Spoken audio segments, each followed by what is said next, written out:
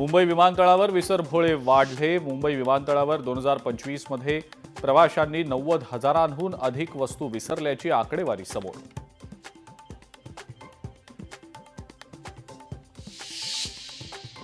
राज्यामध्ये गुन्हेगारांवर नजर ठेवण्यासाठी पोलिसांचं महानेत्र। सरकार खासगी सीसीटीव्ही नेटवर्कद्वारे सुद्धा गुन्हेगारांवर वचक ठेवणार।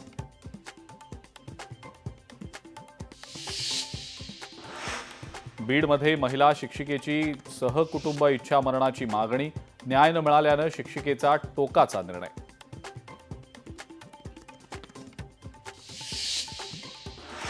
सोलापूर महानगरपालिकेचं आर्थिक अंदाजपत्रक आज सादर होणार। स्थायी समिती सभापती रंजिता चाकोते अंदाजपत्र सादर करणार।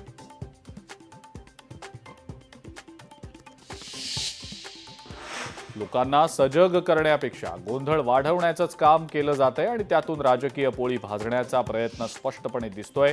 सामनातनं झालेल्या टीकेवर नवनाथ बन यांचं उत्तर।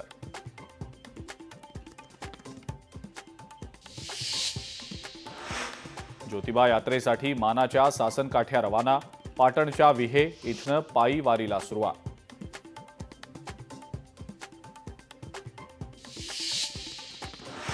सांगलीतल्या मिरज शासकीय रुग्णालयात बायोमेडिकल कचऱ्याचा ढीग प्रकरणात संबंधित खासगी कंपनीला खुलासा करण्याची रुग्णालयानं बजावली नोटीस।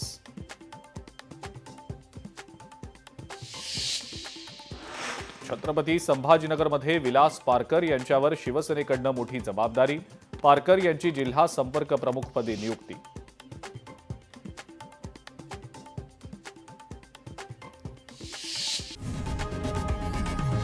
लोकशाही मराठी ऐका, पहा, जागरूक रहा।